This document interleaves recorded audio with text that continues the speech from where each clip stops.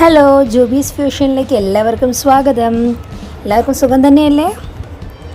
ഇന്ന് നമ്മളിവിടെ ചെറുപയർ പായസമാണ് ഉണ്ടാക്കാൻ പോകുന്നത്. ചെറുപയർ പരിപ്പും കൂടി ചേർത്ത പായസമാണ്. ഇതിന് നമ്മൾ 2 കപ്പ് ചെറുപയർ കഴുകിയതും 1 കപ്പ് ചെറുപയർ പരിപ്പ് നല്ലതുപോലെ വറുത്തെടുത്തിട്ട് പച്ചമണം മാറുന്നത് വരെ ഒന്ന് വറുത്തെടുത്തിട്ട് അതൊന്ന് കഴുകിയെടുത്ത് നമുക്ക് ഈ ചെറുപയറിൻ്റെ കൂടെ വേവിക്കാനായിട്ട് വയ്ക്കാം. വെള്ളം നേർക്കെ ഒഴിച്ച് 3-4 വിസിൽ വരുന്നത് വരെ വേവിച്ചെടുത്തതാണ് ഇത്. ഇനി നമുക്ക് 500 ഗ്രാം ശർക്കര കുറച്ച് വെള്ളം ഒഴിച്ചൊന്ന് ഉരുക്കിയെടുക്കാം. ഇനി ഈ വെച്ച പയറിലേക്ക് ശർക്കര ചേർത്ത് കൊടുത്ത് കുറേശ്ശെ ശർക്കര ചേർത്ത് കൊടുത്ത് നല്ലതുപോലെ വഴറ്റിയെടുക്കാം.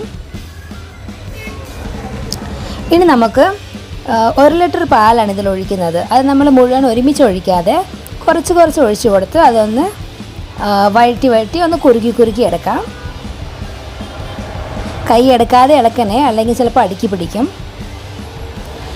ഇനി നമ്മൾ ചെറുപയർ പരിപ്പ് എടുക്കുന്നില്ലെങ്കിൽ കുറച്ച് അരിപ്പൊടി ഒന്ന് പാലിൽ കലക്കിയിട്ട് അത് ഒഴിച്ച് കൊടുത്താൽ നല്ലതായിരിക്കും.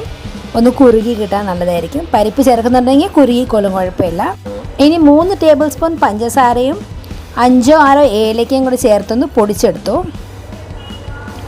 ഈ ഏലക്ക പൊടിക്കാനാണ് നമ്മൾ പഞ്ചസാര ചേർക്കുന്നത്. കൂടെ നല്ലതുപോലെ പൊടിഞ്ഞു കിട്ടും. ഇനി ഇതൊന്ന് കുരുകി വരുമ്പം നമുക്ക് ഏലക്കപ്പൊടിയും ചേർത്ത് കൊടുക്കാം. നമുക്ക് ആവശ്യത്തിനുള്ള കൺസിസ്റ്റൻസി കിട്ടുമ്പം നമ്മൾ എന്താ ചെയ്യുന്നത് വെച്ചാൽ ഒരു നുള്ളു ഉപ്പൊന്ന് ചേർത്ത് കൊടുക്കാം. ഇനി നമുക്ക് വറുത്തതൊക്കെ ഇടാം. നെയ്യൊന്ന് ചൂടാക്കിയിട്ട് അണ്ടിപ്പരിപ്പ്, കിസ്മിസ്, ബദാം എന്തെങ്കിലുമൊക്കെ ഉണ്ടെങ്കിൽ അതെല്ലാം ഒന്ന് വറുത്തെടുക്കാം. ഇനി നമുക്ക് പയർ പായസത്തിലേക്കൊന്ന് ചേർത്ത് കൊടുക്കാം. ഇനി നമുക്ക് കുറച്ച് തേങ്ങ കൊത്തുണ്ടെങ്കിൽ അതും വറുത്തേച്ചും ചേർത്ത് കൊടുക്കാം. അതല്ല തേങ്ങ ചിരവി, അതാണ് ഇവിടെ നമ്മളിപ്പോൾ ചേർക്കുന്നത്.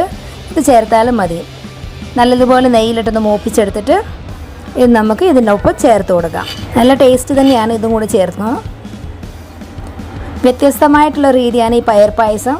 എല്ലാവരും ഒന്ന് ട്രൈ ചെയ്ത് നോക്കണം. താങ്ക്